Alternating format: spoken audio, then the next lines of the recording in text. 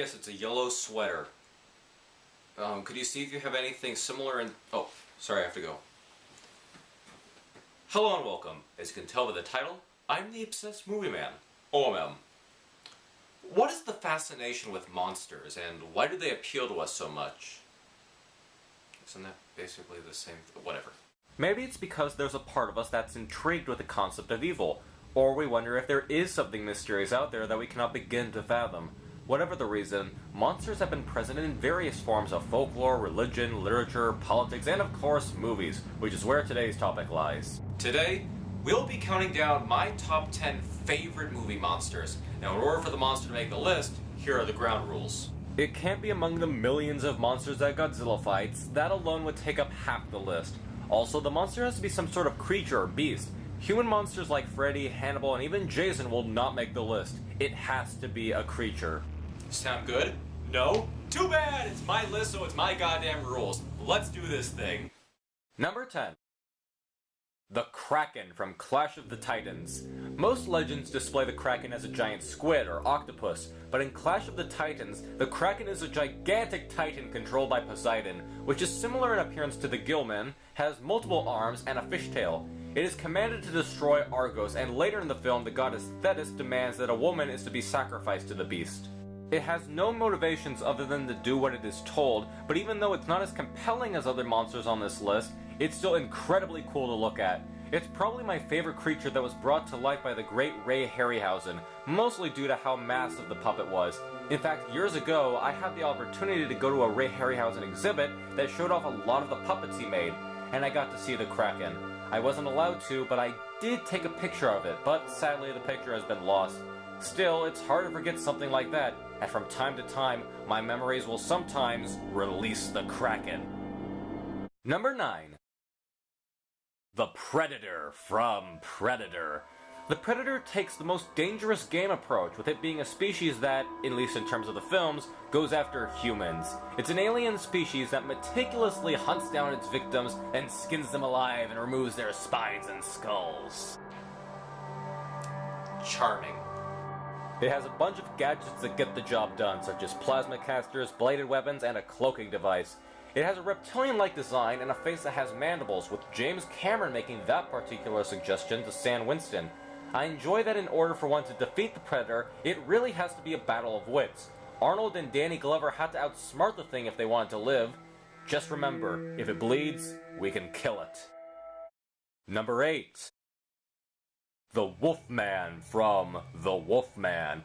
The werewolf is such a cool monster. Granted, characters that shapeshift are already cool, but ones that could turn into wolves are even cooler.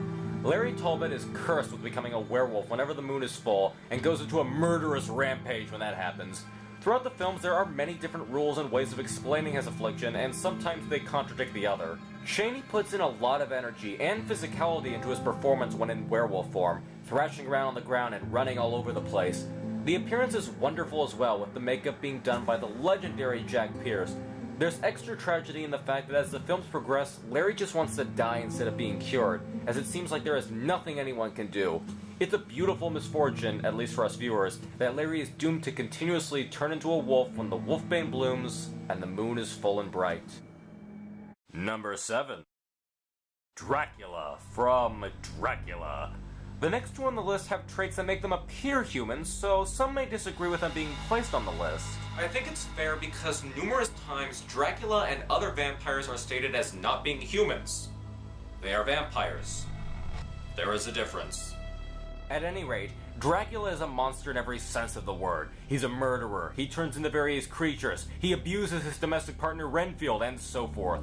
There are many different interpretations of Dracula, but I chose the Lugosi version based on the fact that he set the standard for the character, is often the one most people remember, and unlike Lee, there's more understanding of his character. As much as I love Lee, he rarely speaks in the films, and if anything, he will only communicate through snarls. His actions were terrible, but the way Lugosi said his lines made it a more memorable performance. He could do something as simple as stare at someone and make it not only creepy, but also terrifying. It just shows that there is only one count that you can count on. Number 6. The Frankenstein monster from Frankenstein. Yes! The monster is not named Frankenstein, as the monster does not have a name. Get it right, general public who's probably not read the book! I've met numerous people who dislike this film mainly because the movie is drastically different from the book. I guess if that's the case, we should hate a majority of book adaptations, but I get what they're saying in this case. In the first film and all the others, excluding Bride, the monster in the films is drastically different from his book counterpart, so why do I love him? 2 words. Boris Karloff. It's Boris Karloff who made this a memorable monster. Other actors could have easily messed this up. In fact, Lon Chaney Jr. and Bela Lugosi didn't do such a great job when they had their chance to play him. Karloff can be haunting and threatening in one scene, and then take a 180-degree turn and be sympathetic and sweet in another. This is another Jack Pierce design, and it's what most people think of the monster looking as. If I had to pick out my favorite version of Karloff's monster, it has to be Bride. There's a lot of depth to that version as you see his loneliness, hatred, and even love throughout the film. He's not just a good monster, he's a great monster. Number 5. Bruce the Shark from Jaws. Yeah, some people call him Jaws, but I tend to call him Bruce, as that was the name he was given when making the film. You know, aside from the name, oh my god, this damn thing never works, the Shark. Bruce is a much better name, don't you think? So you might be thinking, what's so special about Bruce? He has no personality, he doesn't say anything or have a plan, all he does is eat. Exactly! He's a creature with one thing on his mind, survival. He will kill you in an instant and feel no remorse because he's an animal. Worse than that, he has no intention of leaving this island because it's suggested that he sees it as a feeding ground. Bruce also has a considerable body count in the film, and not only that, but he fundamentally changed how we look at the ocean and sharks, which is for better and for worse. Worse because people were afraid to go in the ocean due to not fully understanding sharks, which also led to shark killings, and for better because it made people want to study both sharks and the ocean in order to help the public understand that sharks like Bruce don't exist. Causing panic in both the fictional and real world, Bruce is a gnawing thought that makes us afraid to go back into the water. Number 4. The Xenomorph from Alien. Another creature that is not clouded by moral judgment, the Xenomorph is a step above Bruce because its motives and biology is more sinister. Alien is the story of rape. That's basically it. It is rape in space. Though it was pitched as Jaws in space, ironically enough. The writer of the film has even stated that the intention was to not go after the women in the audience, but the men. The film has a lot of sexual innuendos designed to make the audience uncomfortable, which includes the designs of the ships and the design of the Xenomorph itself. It's a haunting design, being very tall, dark, having a tail, the phallic head, the inner jaw, and what makes it extra scary in my book, the lack of eyes. People always look into someone's eyes when making contact. There's an instant connection through that. But with this thing, you're looking at nothing. The Xenomorph's final goal isn't even just to kill you. Granted, it does do that, but if it gets a hold of you, you will be taken to a nest, as seen in Aliens, and await being impregnated by another facehugger. Or if you want to defer to the deleted scene in the original Alien, you could turn into an egg yourself. The Xenomorph is a ghastly creature in the universe, and the worst thing is that no matter how much you scream, no one can hear you scream in space. Number 3. The Thing from The Thing. Aside from being one of my favorite horror films of all time, The Thing also has one of my favorite movie monsters. The Thing. It's an alien life form that assimilates its victims and becomes them. It does not want to be found, it wants to blend in, and ultimately take over. The Thing is discovered in the Arctic and infiltrates a camp where Kurt Russell and his team reside. One by one, they're picked off, leaving the survivors terrified of who among them is human and who is not. We never see the Thing's true form, which is a nice touch, because it makes it more mysterious. When it assimilates, it turns into a spectacle of gore and blood. It certainly isn't for the squeamish. The Thing is all done by practical effects, and it amazes me every time I see it. It's probably some of the best effects work I've ever seen in a horror film, or any film in general.